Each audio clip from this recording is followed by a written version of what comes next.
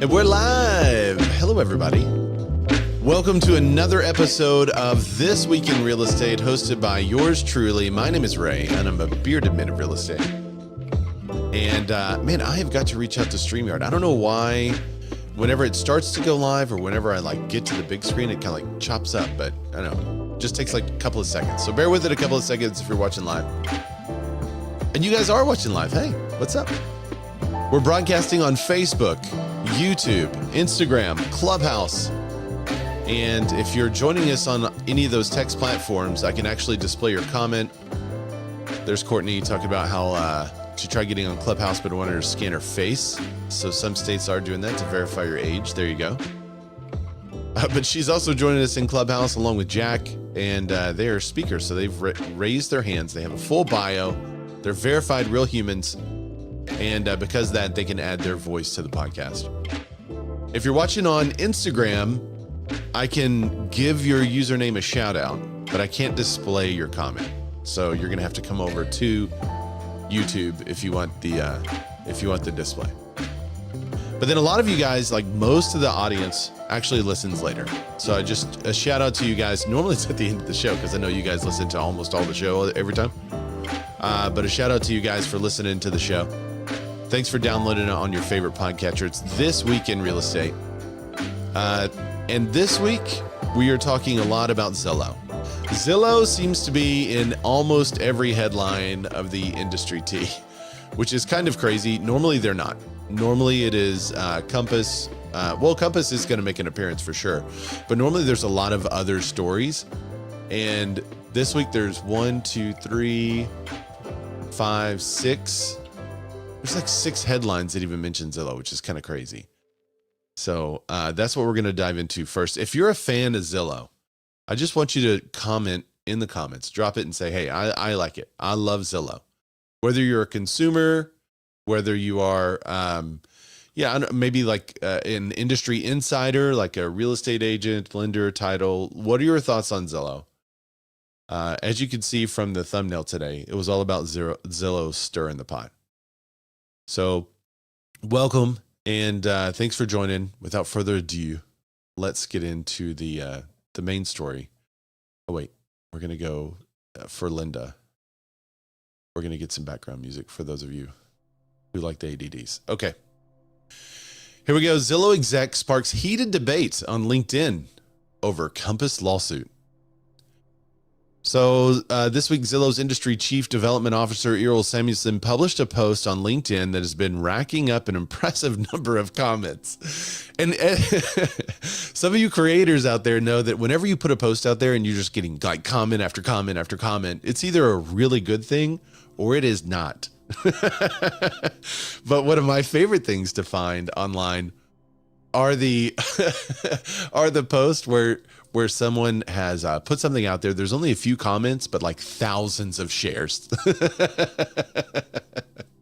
And everyone is just commenting privately to each other about that one.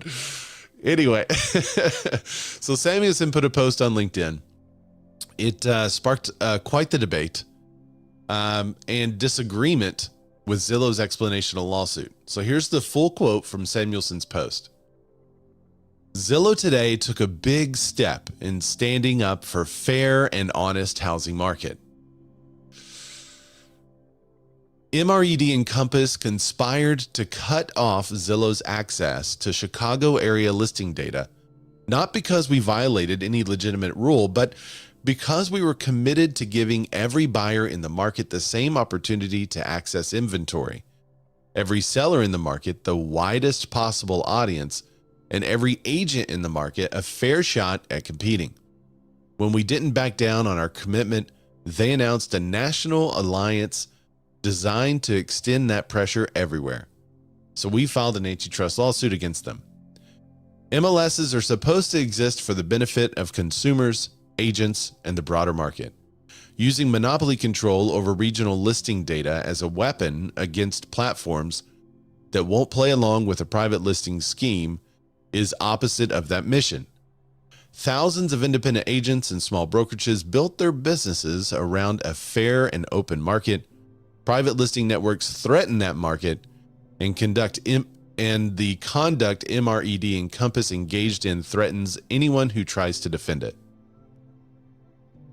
So more than 200 people representing a broad spectrum of Zillow, Compass, etc., commented on the post. I want to kind of give my 2 cents, and then we'll go into a couple of the comments. I want to hear your 2 cents too. From wherever you're joining from, even the replay crew, drop your 2 cents on this. First, I always think it's ironic that one of the things they say is they want all buyers to have the ability to see all properties on the market, and yet their policy explicitly removes properties from the website. You can't, I think it's so hypocritical. I think you can have a policy of saying we disapprove of this practice and we don't think it's good, and here's why we don't think it's good. But you can't say in one side of your mouth, we think buyers should have access to all inventory, so we're removing inventory. It's stupid. That's dumb. See if I can find.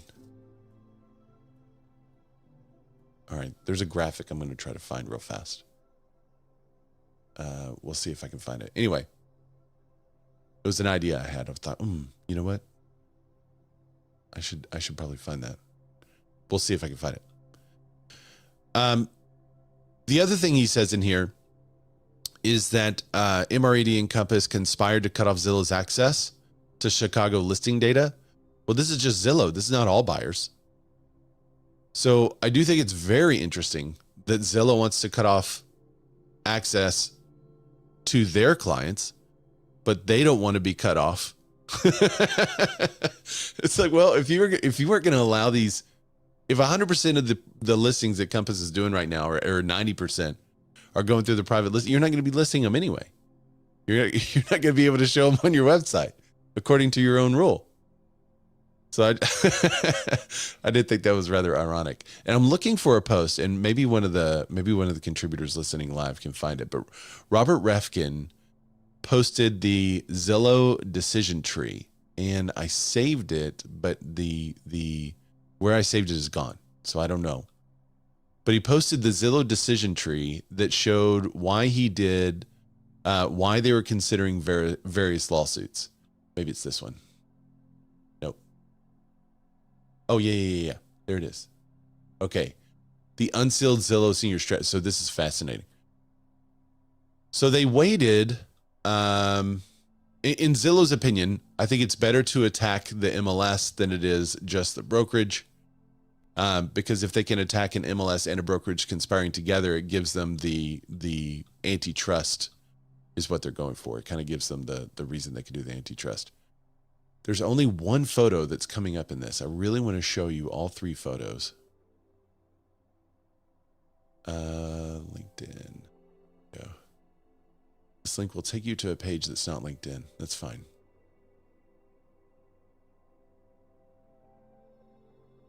Hang on. Oh, that's the actual legal documents. I'm sorry. What I'm looking for is this post by Robert Refkin. Maybe you put it on Facebook too, but it shows the decision tree. It's like a spreadsheet that Zillow's legal team drew out that tells them who they should sue and why they should sue and what the public would think of the lawsuit at various stages. And it's only showing a piece of this. Maybe it's on his Facebook page. Let me go to Robert Refkin's Facebook page. He's been putting out the tea, which, I mean, as a podcaster, I love. Definitely love. Yes, it must be on his Facebook page. He's got multiple. Yes, here it is. Okay. Let me share this instead. Boom. It says, see the unsealed Zillow senior strategy document from the Zillow ban lawsuit. In it, Zillow highlights their plan to sue a brokerage in order to keep agents and home sellers from marketing outside of Zillow. And then they link to the actual legal documents. And he's got some highlights here. One says, sue, parentheses, or support a lawsuit against an agent or a brokerage for violation of fiduciary duty. And the other example, hardline tactics, okay? Offer carrots i.e. good data, fund, access to Zillow products, which is what they tried. Do you remember when they tried to buy off Compass? This is exactly what they tried to do. Rise Nestate, or Ryzen Estate. Said title sparked my interest. Threaten hardline tactics below, which are suppress listings from uncooperative brokerages in Zillow sort order, throttle data quality. What? Listings still remain on Zillow but are harder to find. Wow. This is what Zillow said that they were going to do. Or considering. Remove listings from uncooperative brokerages for a given lower risk market. Remove all listings from uncooperative brokerages. Suppress Zillow lead delivery from uncooperative brokerages. Forbid uncooperative brokerages from buying other Zillow products like Flex, ASA, FBU, or sue or support a lawsuit against an agent or brokerage for violation of fiduciary duty. This is how they wanted to force you to use their product, guys. And y'all are still out there saying, no, Zillow's for agents. They're not for agents. They're for themselves, period. They're not for consumers. They're for themselves. Here's the escalation framework. Who do we target? Individual listings, highly targeted, less collateral damage. It affects a seller who may or may not be informed. That's the con. The desired outcome, get the seller to switch agents. Olivier says Zillow for president. Whatever. Get out of here. Get out of here. Individual agents. If they target individual agents, the pro is they target the decision maker in pulling listings off of MLS. The con is it affects sellers who did everything right and want listing on Zillow. The desired outcome is get agent to put listings on IDX or Zillow product.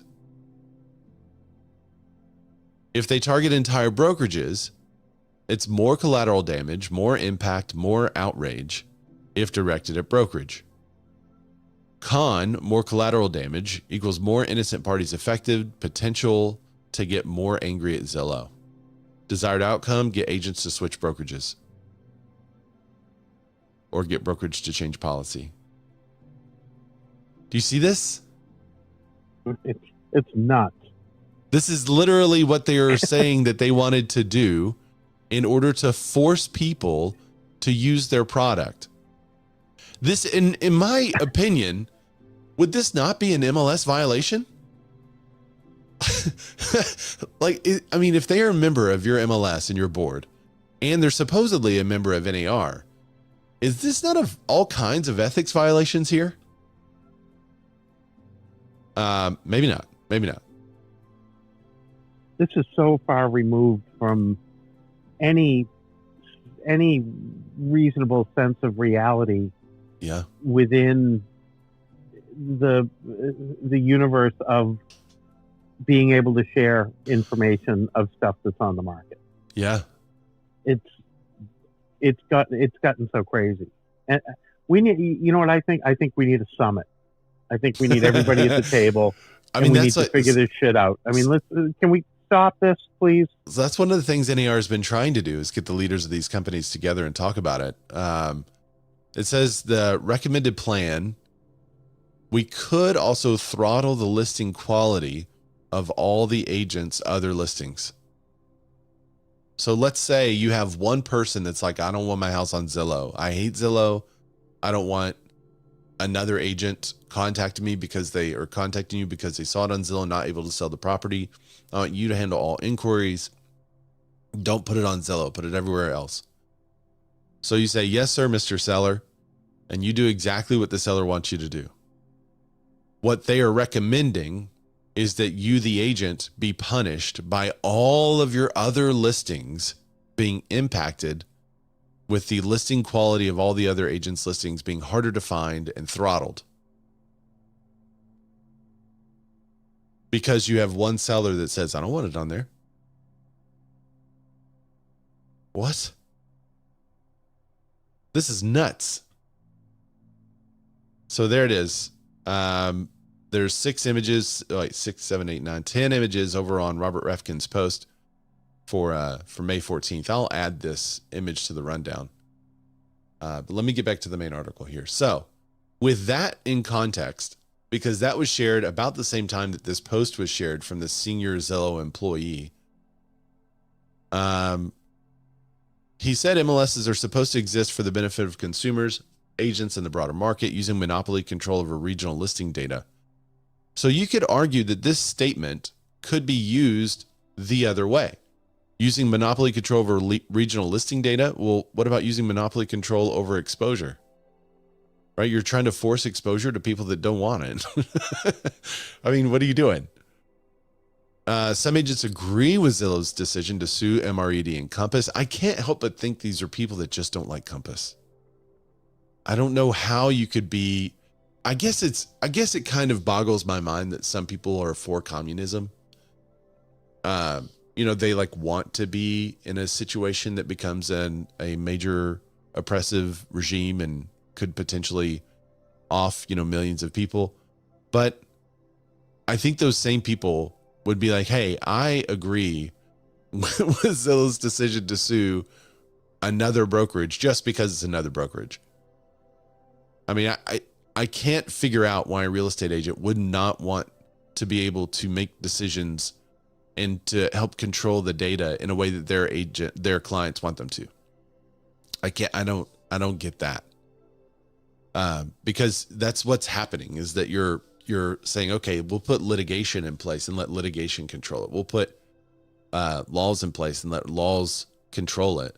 When I think the property owner is the one that should be making the decision, but I'm old school. I don't know, is that a big jump? Okay, so here's a peek at some of the sentiments garnering the most likes. Paraphrased: a plague on both of your houses. That's what somebody said. That's pretty good, actually. Zillow is doing what's good for Zillow, not for the consumer. Yeah, I mean, that's what they have to do. Private listings are closed networks, risk shutting out historically excluded communities. Private listings in closed networks risk shutting out historically excluded communities. I don't see how that is likely at all. MLSs are B2B, not for consumers. Zillow is the pot calling the kettle black. Zillow is trying to put out realtors out of business. Zillow is a monopoly pretending not to be. Some of the comments are highlighted. Saul Klein said, no disrespect at all, and maybe it's just semantics, but in my model of the world, MLSs are B2B network. They do not exist to benefit consumers.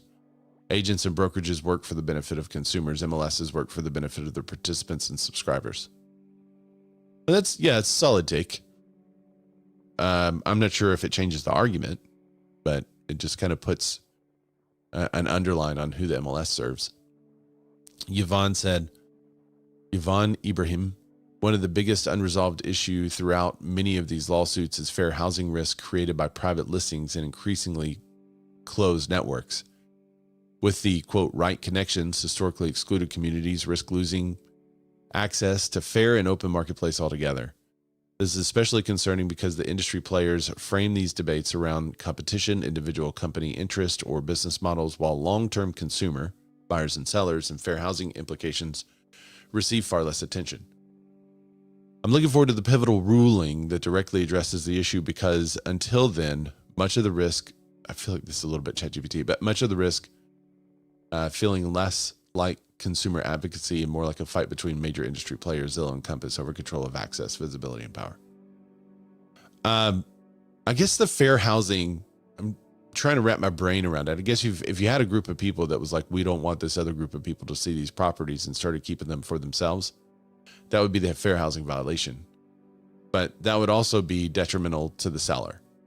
So the seller would have a big reason for a lawsuit. So would, I mean, unless the seller's in on it, it's just such a small percentage of happenings. And we also can't pretend that whenever you make an offer, the buyer's name is on the contract and people don't go look at Facebook and can make whatever decisions they want as a seller. So I don't really think you can put the seller in the crosshairs for that. But if the seller's the one making the decision to do the private listing network, that's what it all comes down to me. If agents and groups of agents got together and conspired, then yes, this would be bad, but that's also bad because they're not following their fiduciary duty. So I feel like there's plenty in place to go after people that do that kind of thing, and you can catch them. Greg agrees with your role in this one. Even so, it's difficult to maintain a perfect world access to data in an imperfect marketplace. Historically, MLS was exclusively B2B network for participants and subscribers. Let's see.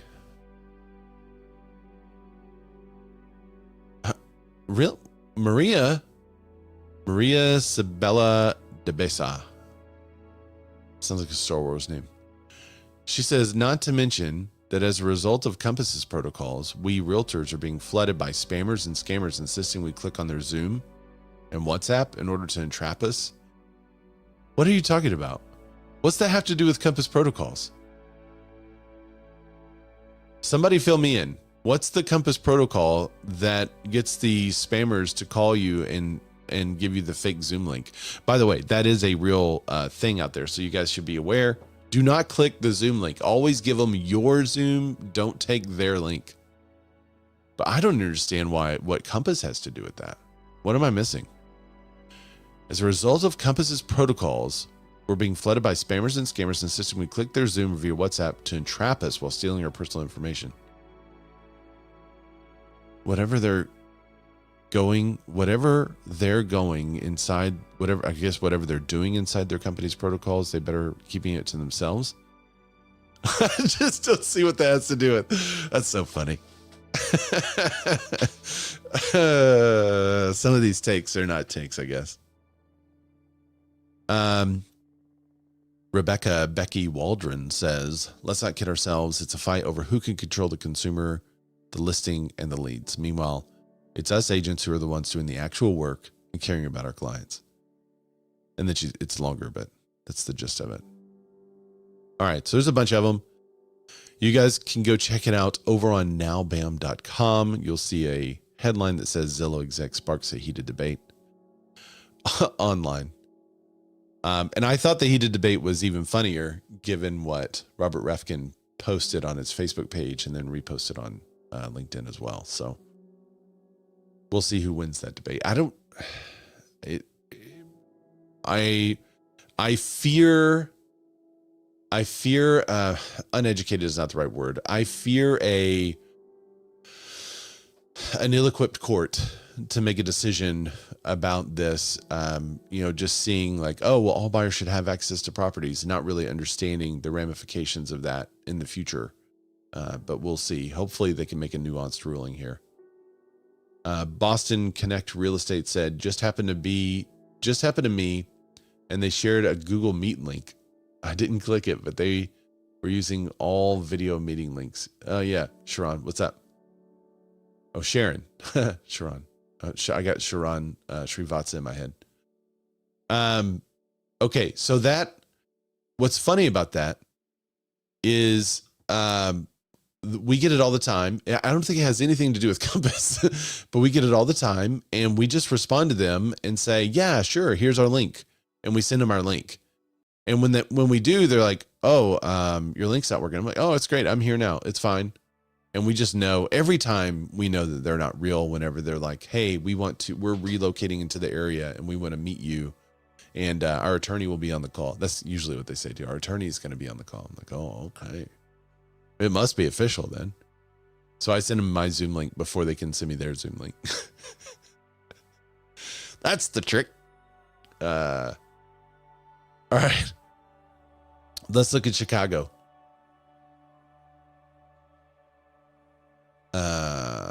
Chicago real estate listings are set to disappear from Zillow today.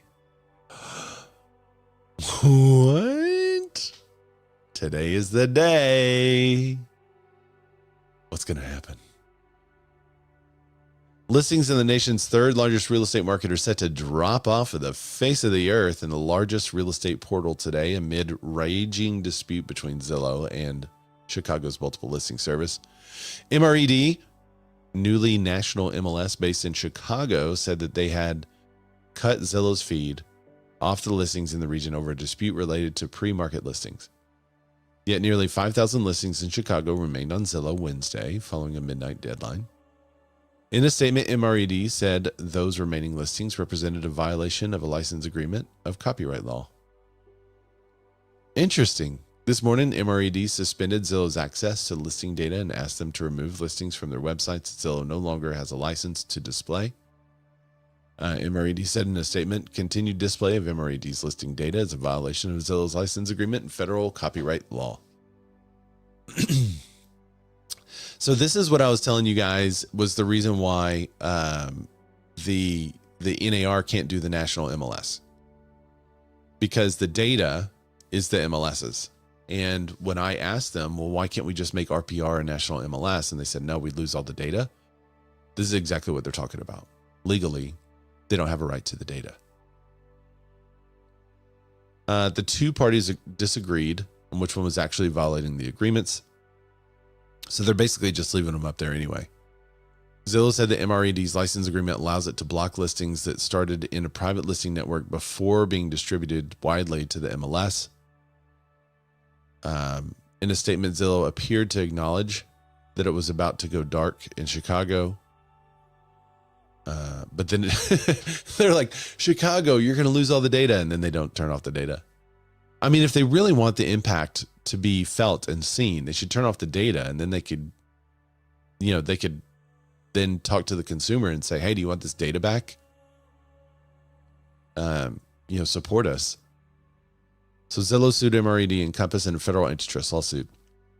So this is also from this yesterday.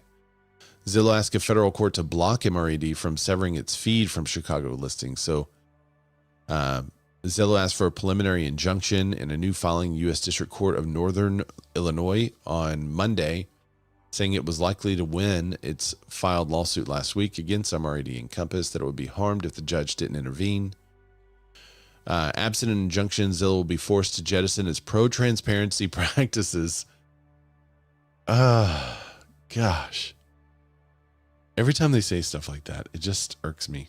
It's not anyway, I've already said it. I've already said it earlier in the show. Just go back.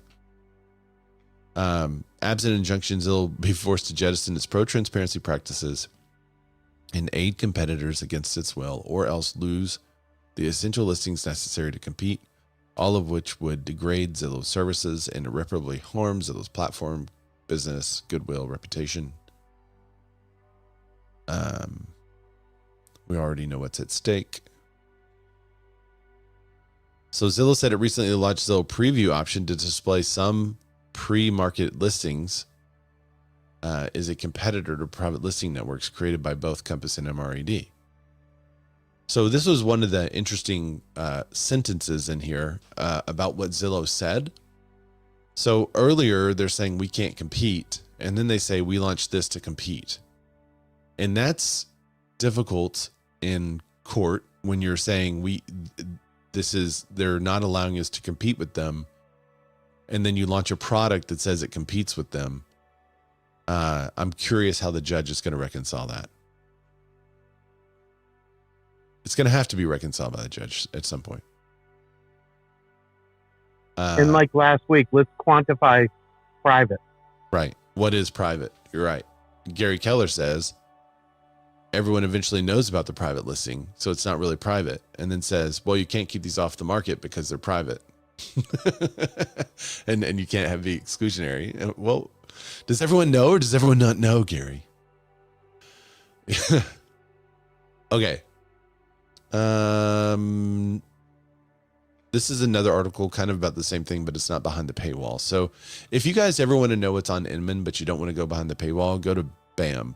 It's nowbam.com, NOWBAM.com.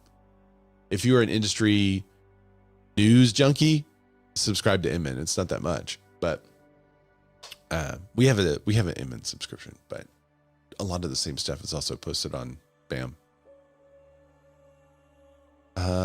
There was one thing. Okay, this is it. So this has the context. This has the details of the lawsuit and the history of the lawsuit that we went over a bit last week. If you're curious how we got to this point, last week in the first 3 minutes of the show, I have a 2-minute thing that tells you from start to finish, clear cooperation all the way through Compass's situation with Zillow, and brings you up to speed as of last week. So go check it out. It's a little more entertaining to listen to because it's a British guy's voice. So it's a bit of a backstory. That's that guy. Sellers. So not to be outdone, Zillow also wants to come after you agents who still do dual agency. Sellers in dual agency transactions lost 1.49 billion over 3 years. That sounds like a lot, doesn't it? It says that they can tell from the numbers that they lost 1.49 billion. It's very difficult to tell this kind of thing, especially when the difference is so small. And you're like, Ray, that's not small. It's 1.4 billion. Let's look at the per property. A typical dual agency seller lost around $2,165 per home, while a typical off MLS seller lost roughly $4,230. So this is the data that I told you is the argument. This is a better argument. I don't agree with the data. I don't agree with what it means and how it's collected. For instance, I can collect data that shows what we sell, like the average purchase price of homes that my team sells. And I could say, we sell homes for 25% more than the average agent. Well, that sounds like I'm going to sell your house for 25% more than what the average agent would sell it for. But that's not what that data means. What that data means is that we deal in higher price points than the average agent. So data can be slanted a little bit here and there, depending on how you want to slant it. But this is the correct argument. This is the way to fight it. I don't think it's litigation. I don't think it's politics. The best way to fight it is to find your numbers and show your numbers. This is the same way agents say, I'm the number one agent in the marketplace. It's like, really? Are you the number one agent in the marketplace? Number one at what? Like, well, I sell the most units of any other agent. Oh, okay. Well, someone else is like, I'm the number one agent. How are you both the number one agent? Well, I sell the highest volume. All right. And yet still someone's like, well, I'm the number one agent in the marketplace. How are you the number one agent? I have the highest average price point. Okay. And then someone else says, no, I am the number one agent and the expert in this area because I sell more properties than anyone that touch golf courses.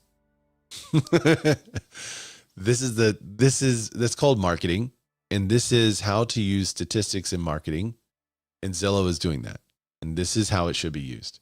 But I don't think these numbers should be used to create policy or litigation or law, because it's you're skewing the numbers. For instance, it says a typical dual agency seller lost around 2,165. How'd they do these? How'd they figure this out? It says they analyzed more than 15 million transactions from 2023 to 2025 and found that both practices, dual agency and private listings, produced consistent price penalties for sellers every year of the study. Together, they accounted for an estimated $2.85 billion in losses. The findings come at a time where private listings have been a flashpoint. What Zillow found about dual agency. I'm trying to figure out how they did the math. What Zillow found out about off listings. We just talked about that. And it doesn't have any of that information in there. Yeah, how do they know what deals are dual agency? Yeah. Here's the actual MLS, both sides. Here's the actual research document. Usually at the bottom of the research document, they have that information, and they do not in this case.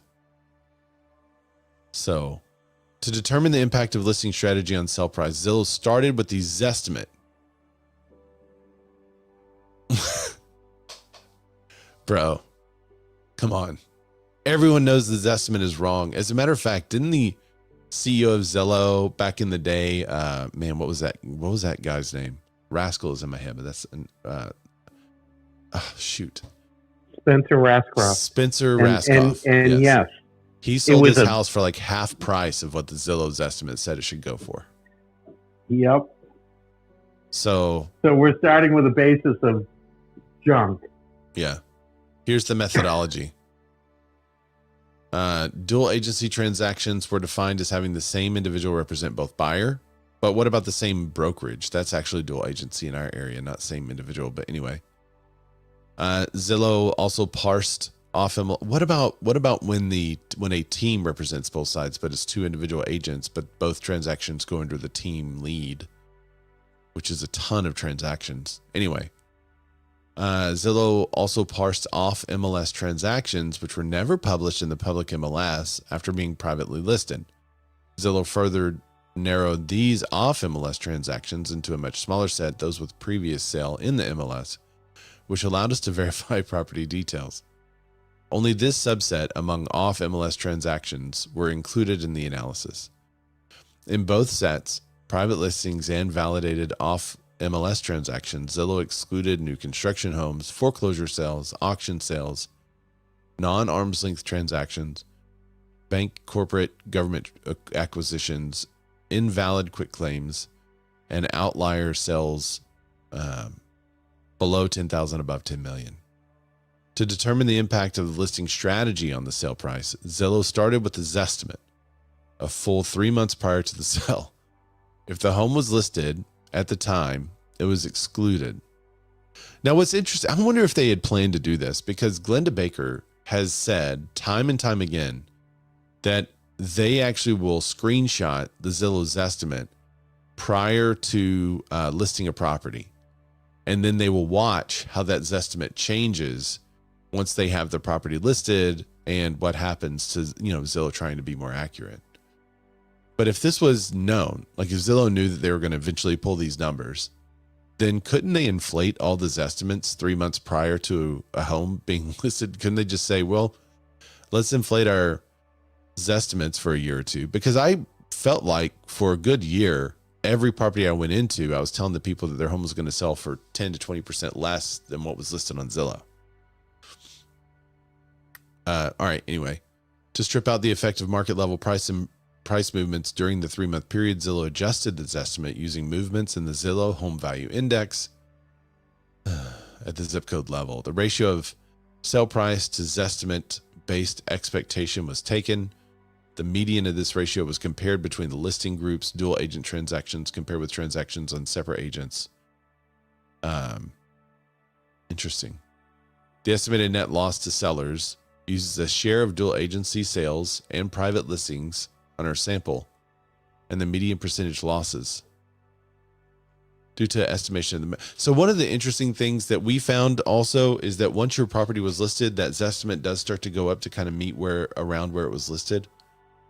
So the off-market properties never had that opportunity. If on-market properties, once I put a property on the market and that Zillow adjustment starts to adjust to be similar to where it was listed, an off-market property that sells off-market never gets that adjustment and only has the old data, maybe from 3 to 5 years ago. That's really interesting. That would skew the data so far. I mean, that's a huge skew. It may even be skewing the other way, where it becomes positive to be off-market. Does that make sense? I don't know if I'm totally making sense. In my brain, I see it. Like, yes. But basically, if in my brain, so Eric got it. Eric said, here you go. Raskoff for sold less than the estimate and bought for more than the estimate. Zestimate. That's it. That was the one. And he owns Zillow.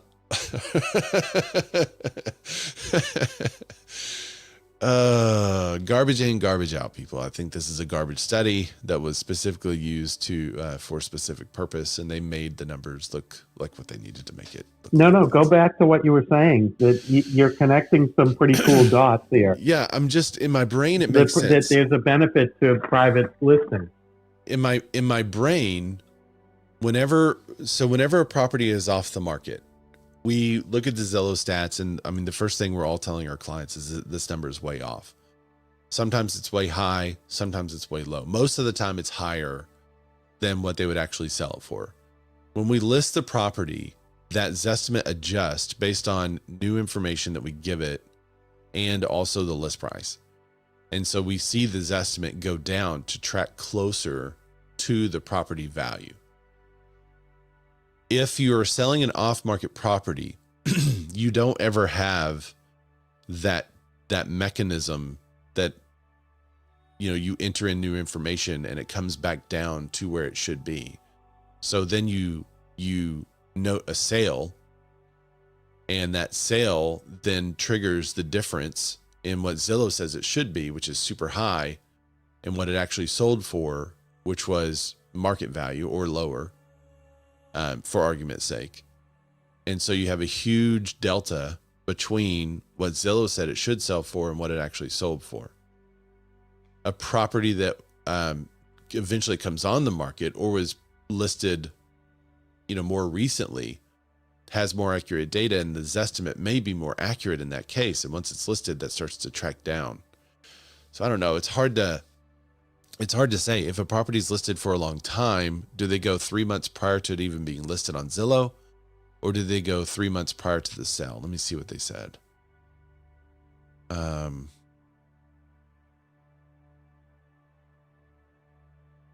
on, I got to go back down to determine the impact. 3 months prior to sale. Yeah. So they did 3 months prior to sale, not 3 months prior to the data being updated on Zillow. I think for a real, I would love to see what the difference is in if they used a month prior to when any listing data was input for that property. If they use that figure, I wonder what that is, because I think that's a more accurate representation. Because if the property has been listed for sale, if an agent puts it on the market, the Zillow's estimate starts to track closer to the current list price. And if the property is listed for 3 months, 4 months, then it's basically the same as what the agent already has it for. So if you make an adjustment based on the number of properties that sold after 3 months, I mean, those basically should be taken out of the set, in my opinion. You have to strip those out of the set, or else you're polluting the data. So I hope that makes sense to everyone. In my brain, it makes sense. My brain is tired. Yeah. So basically, I'm saying the study. Someone just texted me. So the study is bollocks. Yes, that's basically what I'm saying. So there we go. Now we know. Speaking of fake news, I want to talk about this. Let me go here. Let's go with I'm going to remove the screen share. There we go. Okay. I want to talk about this next because Trump comes out and says, how can you sell the American dream if you don't live it? We have agents out there renting tiny apartments, total disasters, trying to tell you how to buy a mansion, no skin in the game. If you don't own a home, you don't sell a home. We want winners helping winners, not losers who can't even get a mortgage. We're going to have the best agents, the most beautiful deals, and we're going to make real estate great again. Real estate MAGA. So this set off like a firestorm on my profile. And I got several people texting me. I was like, what do you think of this? What do you think of what Trump said? And a lot of people immediately railed against this because they hate Trump. And a lot of people came out really supporting this in weird ways because they really love Trump. And it's difficult sometimes to remove your bias and look at something for what it is. In my opinion, the right answer, if you're wondering what my answer is to this, is each individual is in their own place in their journey, and you can help someone that's not in the same place as you. There are plenty of coaches that have never played football, right? There's not very many.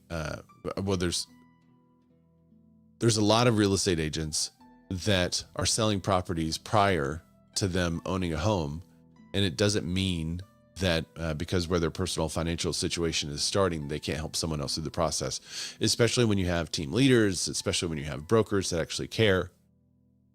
But my biggest disappointment in this are people that just railed against it without even verifying if it was real. This is in fact not real. It is fake. Now I know it sounds real. It sounds real because I think it was probably done with AI, but it sounds like he's trolling. We do a little trolling. It's called we do a little trolling. And we know he does love to troll. And so I think that got a lot of people, because of how it was written. It looks real. It looks like it was posted on Truth Social, but it was not. So he never said this. So if you were mad at Trump over this, you owe him an apology. And you should, if you posted publicly against this, you should also post your apology publicly. And I know who you are.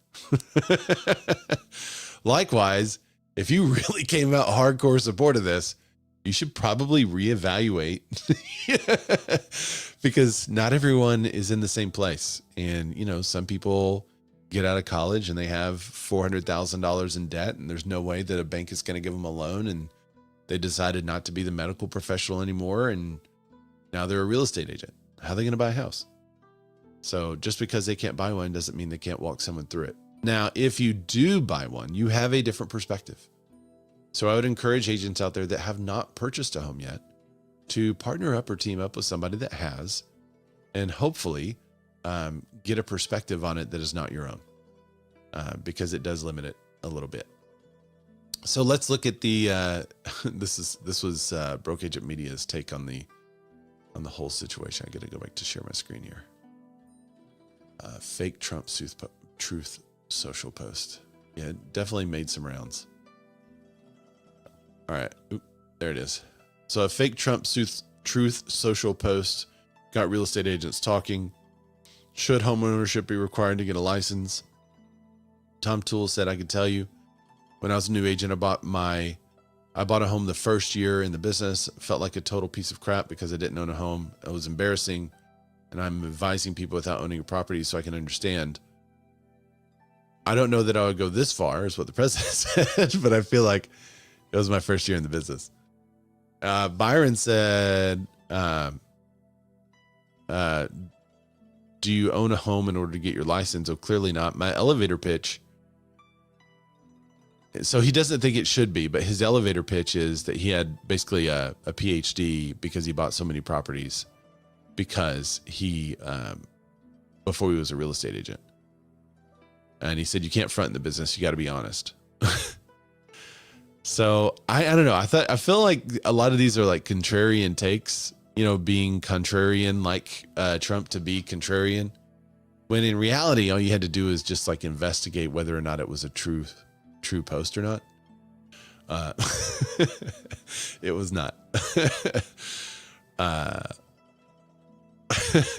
No, I'm not gonna read that. Here's Matt. My friend Matt said, by that logic, Bill Belichick and Greg Popovich should never have been coaches. Yeah, see.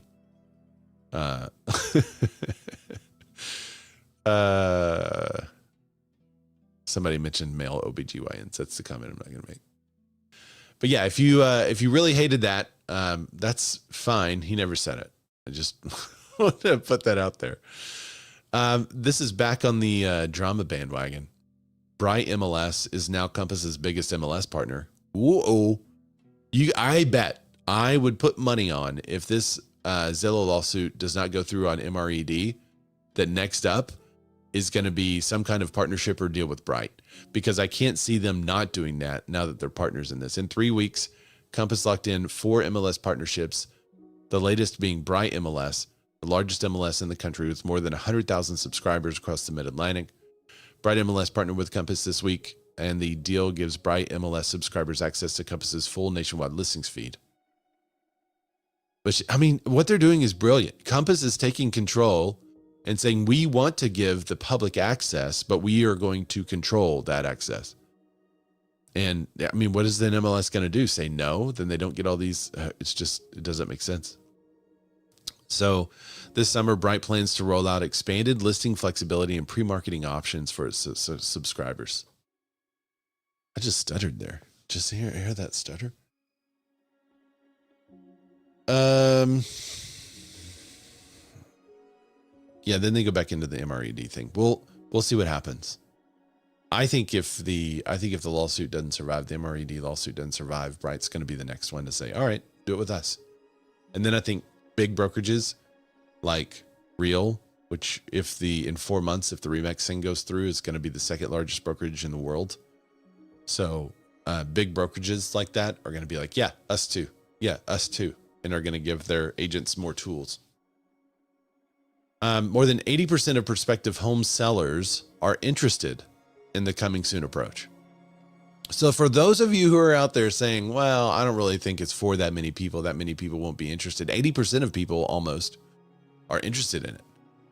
More than 3/4, 76% of prospective home sellers nationwide said that they would choose to live somewhere else if they could move today without financial or logistical barriers. More than half, 54%, believe they would improve their quality of life. Prospective home sellers showed strongest interest in listing strategies like Redfin early access. More than 4 in 5, 83% of prospective buyers said they were interested in coming soon approach. 84% say greater certainty their home would sell would make it more likely to list. Isn't that interesting? Most would-be sellers say price certainty would give them a jump start if they could be sure what they would make, which is the strategy for the pre-listing stuff. So, and if y'all haven't checked out the Redfin data center, it's actually pretty good. I went there and I downloaded all the data for my state. And I just kept it because I'm thinking like, maybe one day they'll cut this off. But then all I have to do is update it for every year if I wanted to. So I downloaded years and years worth of data and created one giant data doc that I can then also upload to my AIs, my custom AIs, and have it reference for stuff. So y'all should do that for sure. All right, Redfin changes, probably in direct response to their exact own study. Redfin changes how some pre-marketed listings are being displayed. In the battle to provide listing agents with some options to pre-market the listings, Redfin is fine-tuning the way it displays coming soon. It says now it has announced plans to showcase listings that are exclusive to the portal and not available on competing search platforms. The company is calling the up-and-coming display Redfin Early Access. You know, they tried really hard to find a D, something that started with a D instead of access, because it could be called Red, R-E-D, and Redfin. That just makes so much sense. Jack, did you have something? Oh, no. Okay. Am I on? Yeah, you're on. Oh, sorry about that. No worries. Redfin Early Access is a tool through which the portal will differentiate pre-marketed listings from Redfin Compass brands from the coming soon listings that it displays for agents at every brokerage. So after Redfin announced the partnership with Compass earlier this year, coming soon listings began to be displayed. They will appear on the website visitors, I think the black, the black emblem. They'll also receive prioritization over other coming soon listings via elements such as a black emblem on the search map. I just sneezed.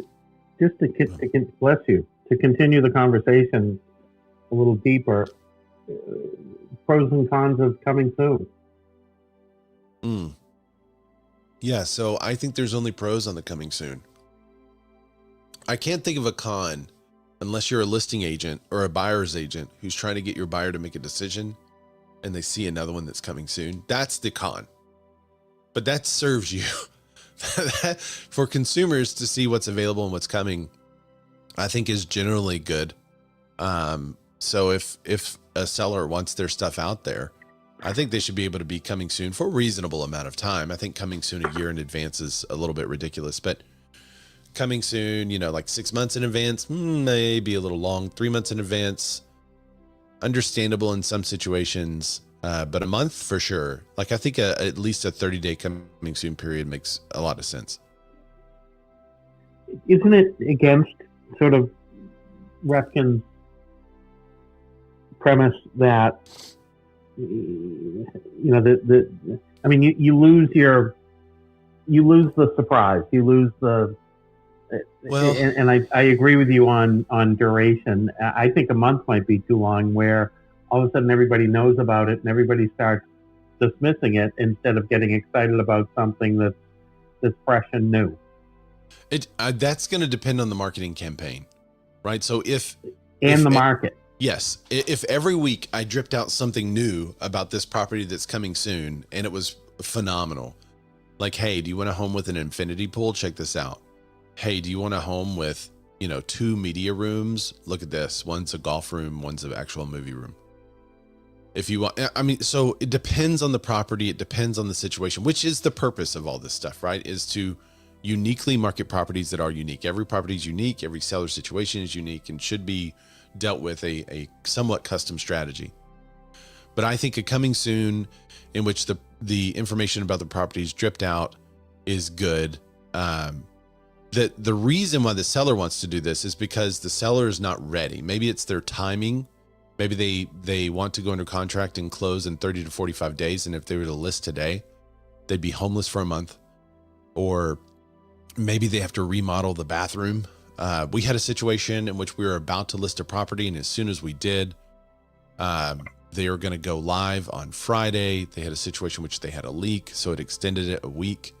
We are not allowed to do coming soon in my market, but that would have been awesome to have listed the property as coming soon with one front photo, letting everyone know that weekend, like, hey, next weekend, this property is going to be available to see. So it just depends. Let's say a builder's working on an incredible custom build. Coming soon for a year makes sense. This home is not listed yet, but it doesn't make sense to list the home with a render and then to have 450 days on market. That doesn't make sense because the home wasn't finished for a year. So I think coming soon serves certain markets extremely well. And I think you can make it a general part of your going live strategy. You might, let's say somebody wants to go live on the weekend. You might do coming soon Monday through Wednesday, and then Thursday list it live. So you could put it as a part of the process for every listing, but then details of that process would need to be dependent on the property. I do think it's a phase 2. I think phase 1, I think Compass has the phases exactly right. Phase 1, private listing network. The reason why you do that is because it's not ready for public yet, but it is a property that's available for sale. We have 3 or 4 properties right now in my own agent's private listing network, right? I can't share them outside of our team and brokerage unless it's like 1-to-1. But we have several properties in our own private listing network that we've collected because the sellers are not ready yet, but they are ready. Well, just the other day, an agent contacted me and said, hey, I have some clients that are moving into the area. They're not ready yet, but in 6 months they'll be here. Here's what they're looking for. If you know of something, let me know. And I said, well, I have a seller that's not going to be ready for 8 months, but I do know of something. And this is the type of property. I had a guy that saw me at a game, at one of the kids' games, baseball games this weekend. And he said he wasn't ready to purchase for 2 years, but if I saw something that was, and he told me kind of what he was looking for, let him know. And I was like, well, I got one coming up that's like that in 2 years. So private listing networks serve a particular set of the market. It's not for every single listing every time, but it is popular enough to where we are working it because it's working. And it's helping sellers in different situations, depending on the situation. Coming soon is the next phase. Coming soon is alerting the market that this property is coming. So, hey, if you're a buyer out there and looking this weekend, I want you to wait because this one's coming up and you don't want to miss it. That serves the seller. That's the purpose of the coming soon. It's not to do the double end because this is now public. Anyway, if it was to try to do the double end, we've already had the private listing network to attempt to do that. So, which is allowed by the clear cooperation policy. So now it's coming soon. And, our rule for our marketplace is stupid because it says it has to be in the market, in the MLS 24 hours later. Well, that's not even enough time to get word out about a coming soon property. So it's just stupid. But coming soon properties, I think, should have a longer shelf life than that. In some situations, extremely long, but it should be dependent upon the situation and not really regulated by any kind of policy or law, in my opinion. And then you go live. And once you're live, now you're live means anyone can see it anytime. Coming soon means, hey, call me. I might be able to get you in, might not. It depends on the situation with the seller, maybe not. Private listings they're willing to sell it, but it's going to be very dependent upon the seller situation. They may not be ready. They may be ready. But we have this property that is willing to sell and we know what price. So that's my definition of them, Jack. And I think over time that will become, because of Compass's size now and that they own anywhere. I think even the brokers that are, kind of set in their ways with every property has to hit the MLS. They're going to start getting a lot of pushback from agents saying, well, my seller doesn't want to. And I think they're going to start to see more the value. It's almost like the reticular activating system. It's as brokers see the opportunities, as they see what's happening, they're going to be more interested in this potentially serving clients that need it. So, but this is what it looks like. I'm showing the display. It's got one red listing, a whole bunch of black listings, and then by one of the black listings is this little emblem. And I think that's what they mean the coming soon emblem is going to be, that little icon by it. But that's differentiated from other pre-market listings somehow. So they're differentiating their own listings over the Compass listings, or Redfin. I don't understand the point of differentiating them, but they're differentiating them. So they'll also receive prioritization over other coming soon listings via elements such as a black emblem on the search map and an early access tag on the listing itself. Here's the early access tag up here. I don't know what that does. I don't know why you would do that, because is that allowed? Because now I think you're going to be pushing away, and maybe it doesn't matter to Compass, but now I think you're kind of pushing away some potential partnerships with other real estate agencies that are like, hey, we're interested in doing that. I've always said I would never use another brokerage's tool for my business, because I don't want to build my business on someone else's platform. I want to build it on my brokerage's platform.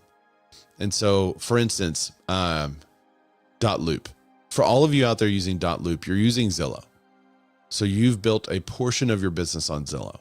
And not only that, you're giving them all of your clients' data. So congratulations on feeding the beast. And that's always astounded me. Like all these companies that claim to be tech companies, I'm not going to name any of them, but there's like other cloud competing brokerages that are like, oh, no one has better tech than we do. I'm like, well, I mean, you use .loop. Like who doesn't have access to .loop? Everybody can use .loop. And they can use it cheap because it's Zillow's product and Zillow wants the data. So, yeah, if you're using third-party software at your brokerage, you're currently at risk. So I think the reason why brokerages like Real, like Compass, some of the others I can't think of off the top of my head, they have really great technological back-end systems, are making progress because they're not using third parties for everything. And they are making strides on the back end. And that's why, I mean, I used to own my own brokerage. And when I saw what they were doing with the tech, I said, there's no way I can compete with that, because I was third party out the wazoo. You know, we had SkySlope for this and we had something else for this. And everything was all third party systems because I didn't have millions of dollars to invest in my own tech advancement. But that's where that's what they're happening. That's why big brokerages are becoming platforms instead of brokerages. So, what's up, Matt? Finally here. I still think we need a summit. I mean, do you want a summit or do you want a blank canvas? Start over. So the summit worries me because I feel like they're going to start working together. I know that's kind of like why you want the summit. I don't want this. I want them to compete. Eric says our MLS allows coming soon up to 2 weeks in advance. I think that's pretty good. I like that. But no, I think that comes with, like, you can't show it. You can't. Nobody can come in with an offer. I mean, you're also restricting yourself with coming soon. True. Yeah, you are restricting yourself with coming soon. But I think it's a good restriction, though. I think you want to. And it's phase 2, and you would have thought that you might have gotten that accomplished in phase 1 if that were a greater chance of achieving that in phase 1. Well, and some people don't want to do phase 1, right? They just want to start at phase 2. Some people want to skip both phase 1 and 2 and go phase 3. I can't count the times where we've had clients that were like, yeah, we want to list in 2 weeks. And they call us on Thursday and say, can you have us live by Friday? It's like, what happened? Things change, right? So it's not for everyone, but I don't think they're marketing it for everyone. But I don't want Compass to get in a room with Zillow and make a deal, because that deal is not going to be favorable for anyone except Compass and Zillow. So I want them to compete. I want them to fight. And I think the fight will show, hopefully, what ideas survive in the marketplace. And all of these people that are coming out saying, well, this model can't exist, I want all of those people to go away, because I don't want to be forced to adopt your business model. And I don't think I should be able to force you to adopt my business model. And mark my words, if that happens, you're going to have some industry players come out and say, well, we always operate like this. And so because we always operate this way and these other companies don't operate this way, they shouldn't be allowed to operate. That's what you're going to see. And they're going to litigate the crud out of our industry. So I think we have to be open markets. I think we have to be open to ideas, see what survives the debate. Consumers ultimately make the decision. Let's see what they select. So that's my 2 cents. But I don't know why Redfin is pushing away others with their partnership with Compass. That does not make sense to me. I feel like Redfin would want to be welcoming of a lot of other players. But because they could easily say, we'll put your little brokerage logo that means coming soon by your property prices, whoever puts the coming soon, and then they get all of them. It's sort of the basis of my summit question, is because when you're trying to do one thing, you're doing another thing that might work against what you're trying to do in the first place. And the longer this goes on, and the longer the tit for tat keeps going on, what is the goal at the end of the day? What do you want? Yeah. I mean, the goal of the real estate agents, I agree with Milton Friedman. The goal of everybody in the marketplace should be for them to serve themselves in the best way possible. Now, if you look at the best way to serve yourself, it is to serve others.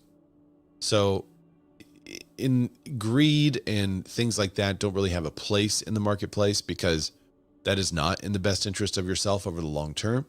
That may be a short-term view where it's in your best interest to be greedy and to gobble up all this business or to do this or that thing that's maybe anti-competitive. But in the long-term view of capitalistic markets, operating in your best interest does serve the clients best. If you are operating in your best interest and it's not serving the clients, in a capitalist system, you will not survive. Your market will not survive. For instance, there are real estate agents out there that say, I do listing videos. But then when you look at their listing videos, they're just doing, hey, we did a bunch of special effects in this house and it was like we played with lightsabers. Or, hey, we did this horror movie remake in this other house. And that's not really in the best interest of the listing at all. Specifically a horror movie. But that doesn't really show off the home. That shows off the agent.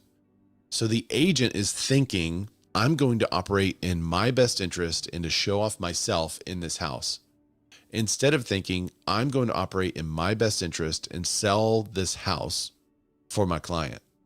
Those are two competing models. I don't think I should be able to say, they shouldn't just use homes as studios instead of actually doing listing videos. And I also don't think they should come after me and say, well, he's only doing listing videos, so you shouldn't be able to do that. That would be obvious, right? So there's two competing models. One of them is operating in their own best interest and thinks they're serving the client. I think we're serving the client, and that is why I am operating in my best interest. Those two will compete in the marketplace, and the winner is the one that the clients choose. And that's how I think it should be left. I think long term, my idea will win. I think in the short term, the more publicity and the more seen and the more views and stuff like that may go to the other guy. But I think that's a short-term win, because what we hear, our clients come to us and say, hey, we had our house listed over here with this company and we felt like they were just using us for content. We want somebody to sell this freaking house. And that's where we come in. So I can now advertise, hey, is your agent just using you for content, or are they selling your house? Are they influencers with real estate licenses, or are they real estate agents who are influencing the market to buy your home? And I think that's a powerful marketing strategy. But I shouldn't be able to go after litigation or policymakers to prevent them from doing that. I think it should be the battle of ideas in the marketplace. And that's why I think all of this stuff should be a battle in the marketplace. The one that the consumer wants is going to win. If the consumer wants phase 1, phase 2, phase 3, they're going to do that. If the consumer wants all properties immediately available on in Zillow, then they're going to choose that. But I don't think the attorneys and politicians should be the ones influencing that decision. It should be the market. But I happen to think that Zillow is the one acting greedy in this scenario, because they are only after a buyer's perspective. They're not even thinking about a seller's perspective, and they're doing stuff that harms a portion of the market. Whereas the real estate agents who are representing a seller are thinking about a seller's perspective. And I think that's a different scenario, but that's just, that's my belief in the marketplace. Other people are going to say differently, and that's their freedom to. I just don't think it should be legislated that way. Okay. Long-winded answers. My bad. So even with all this, I thought this was an interesting article. A little sad, but interesting. 1 in 4 say homeownership is hurting their quality of life. A new report from the home insurance company Hippo surveyed more than 1,000 homeowners and found around 18% ranked their home or homeownership responsibilities among their top sources of stress, putting it on par with career stress and relationship stress. Homeowners today are managing rising costs, aging systems, and a growing list of home repairs they keep putting off. Many are doing it without much of a support system. And for younger clients in particular, the weight of it can feel especially heavy. So the real cost of home ownership. I think this would be a really good quality piece for a real estate agent to put together that kind of shows that you're not necessarily a contrarian, but you are a realist about home ownership. I think that would be really powerful for your clients to see, but 25% say the impact on their quality of life is very or extremely negative. Young homeowners are feeling it most. More than 3/4 of Gen Z and millennial owners, 76% say homeownership anxiety has moderate to extreme impact. 51% of Gen X and boomers. And then it just kind of analyzes what the younger generation is walking into: higher mortgage costs, less savings, etc. Deferred maintenance is driving a lot of the stress. 7 in 10 homeowners, 69%, are currently sitting on unfinished maintenance or repair task. Literally in my office, against that wall is an unfinished situation. That's why it's so dark when I'm on the podcast, so you can't see it. The tasks they're delaying aren't minor. Most commonly, deferred repairs resolve some of the home's most essential expensive systems. Plumbing work, 25%, roof or foundation repairs, 22%, electrical work, 21%. Nearly half of homeowners with deferred task, 45%, estimate it would cost $5,000 or more to get caught up. 15% say the bill could reach $20,000 or more. This would be a really good cause for legislation. If you're looking to stimulate the economy, this would be a good one. If you put a tax benefit on home repair of your own home, of your primary residence, for the cost of that repair, man, I feel like some people would be like, you know what? We get the tax write-off for doing this. Let's go ahead and do that repair we've been putting off. That'd be really great for all of us real estate agents to deal with the deferred maintenance cost during inspection.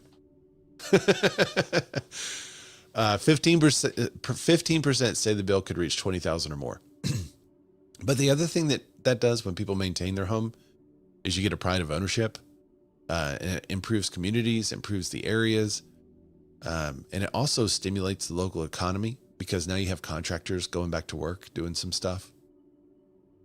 Nearly 4 in 10 homeowners, 38%, say the state of their home's maintenance and repair needs is either the single biggest source of stress or a major overall contributor to it. I feel like this would be an issue that would go across the Democrat-Republican lines too. Bipartisan issues, right? How agents can show up after the sale. Nearly all homeowners, 97%, say owning a home is worth it. Nearly half, 47%, lean on friends and family. 24%, they say they ignore it entirely. Yep. 24% say they shove it down and never to be heard from again. Very few are turning to their agent. Agents who stay engaged after closing are filling a role most homeowners genuinely needed filled. Showing up doesn't have to be complicated, and then they give you some, seasonal checklist, a list of trusted contractors, recommended home protection products. Check in 3 months and 1 year marks, even with a quick message. For younger clients, especially, this kind of support can make a real difference. Many first-time home buyers in their 30s and 40s have spent years renting and have little experience managing home systems and maintenance needs. Yep. What's up, Sherry? Megan? I see you guys over there. Julie Moon. Hey, Julie. Julie Moon's over on Instagram. So, it sort of works against capital gains, where you're getting a write-off for improvements that increase the value of your asset. Oh yeah. Yeah, it's getting rid of in your life for sure, but. I wonder if I can reach out to the policymakers at NAR and suggest a piece of legislation for this. Did I tell y'all that I got a response on the mobile home thing that we were talking about previously? Let me see if I can find it. Mobile home. Oh, we said manufactured, didn't we? Idea for manufactured affordable housing bill. So I told you guys about the bill that I was going to send to Shannon McGann, who is our NAR Executive Vice President of Chief Advocacy Officer. And she shot back very quickly after I sent it in. It was that afternoon. She said, "Awesome. Thank you, Ray. I appreciate your helpful follow-up and sharing with her, and am sharing with our policy experts, and we'll get back to you." So there you go. I thought that was rad. She actually responded. I also sent them. There's another thing I sent them. Oh, that was a local issue. I was asking them about some local policy stuff, which was really interesting.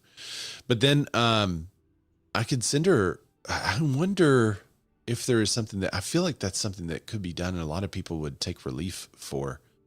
Because I know more people are looking at making their own home better instead of moving.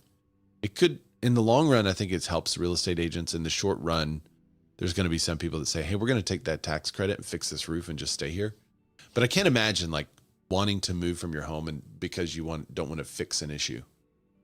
So it's probably not the same. But a lot of people do fix the issues before they move. So I don't know. I feel like that would be a good thing. I know Home Depot and Lowe's would love it. Their stock would go through the roof if that happened, because those contractors would be running there for those repairs. Anyway, I don't know how they would also measure it. Like, how do I know that repair is being done on a primary home and it's not a full remodel? Or how do I know that it is? I guess you'd have to limit it, right? So you'd have to say up to $5,000. Since most people said it was $5,000, you probably have to go up to $5,000 so people can't do an actual major reno. But putting money into your property is not a bad idea. So even if it's somebody replacing the flooring, it's going to help. It's going to help in the future to sell it. So I don't know. We'll see. Pending home sales jump. What? 10% from a year ago to the highest level since 2022. U.S. pending home sales jumped 9.6% year over year to their highest level since September 2022. Strengthening demand is pushing up prices. The median home sale price rose 2.2% year over year. Home buyers are entering the market partly because the job market is improving, making Americans feel more secure about making a major purchase. It's hard to believe that the job market's improving. If you're watching the news, you think everything is really terrible right now, but generally it's pretty good, and that's why they're not lowering the rate. I know, hard to have it both ways. U.S. home prices rose 2%. Wait, hang on. U.S. home prices rose 0.2% in April. This according to Redfin Home Price Index, the RHPI. Improving labor market is buoying homebuyer demand, which is keeping home price growth afloat. Even though prices are rising, buyers still have bargaining power. I mean, I wouldn't go. It's hard for me to say 0.2% is an increase. It seems like flat-ish. And then price drops are becoming slightly less common. So I think we did an article 2 weeks ago that said now is the best time to buy if you're a buyer because of, you can get a deal on the market and get under, well, right now price drops are becoming even less common. So if you had a buyer that's thinking about it, you might want to tell them, take another look, because now's the time. 35% of buyers cut the price in April. That's down from peak. That also matches my numbers locally. This is based on Redfin analysis that compares original list prices to final list prices in the U.S. And then lastly, this is interesting. Back in the politics, breakthrough agreement in housing bill gives investor wins. So y'all remember this big, bill that was like, hey, big investors can't own a bunch of property. And it was, the way it was written made investors feel like they're going to have to offload all their properties. And that would have flooded the housing market with inventory. It would have been a bad deal. And one of the things we said on the show is that's going to get fixed. There's no way that's going to pass because that would be such a bad deal. The bill would prevent institutional investors that own more than 350 single family homes from buying more, but would allow them to build more. That was the other problem with this. There are some companies that all they do is build to rent. So they're construction companies. They're just building single family homes to rent. And if this happened, they can't conduct business. And so they're not going to be building the homes. And that was the other part, is that we do want more homes built. And eventually those homes built to rent do sometimes come back on the market.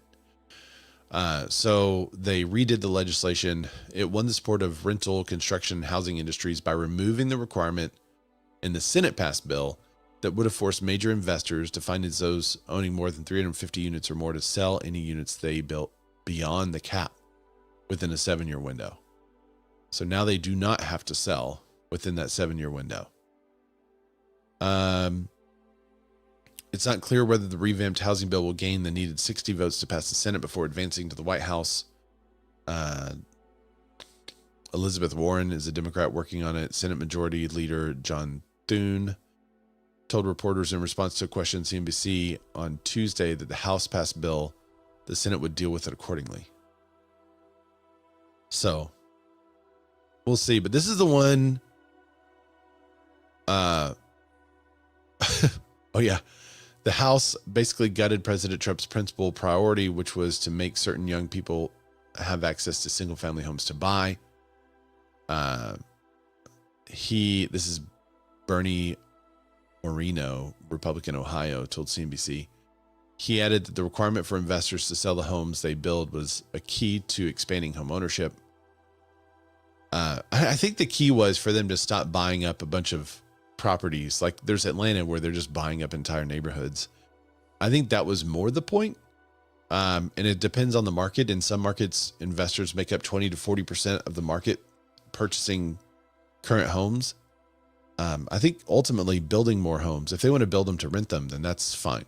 That is a property that is not being purchased on the market turned into a rental. That is a new piece of inventory. And it's hard for me to argue with that. I don't want the forced sale because that would be terrible for the market. And I don't understand why. I don't understand how the Republicans don't get that. You don't want to force sell rentals that are older than 7 years because now you're flooding the market, and everyone right now that's trying to sell their home would be competing against an investor that has to sell it or they get penalized somehow. And so they're going to sell it below market value because the penalty is on top of that. So they're going to look at the cost of the penalty, market value, do the numbers. And as it approaches, they're going to drop it. And then that's going to hurt everyone that currently owns a home. Your prices are going to go down. Your home value is going to go down. So by allowing them to keep it, then you prevent a flood of properties hitting the market. I think that's fine. Keep what you got. You can't buy anymore.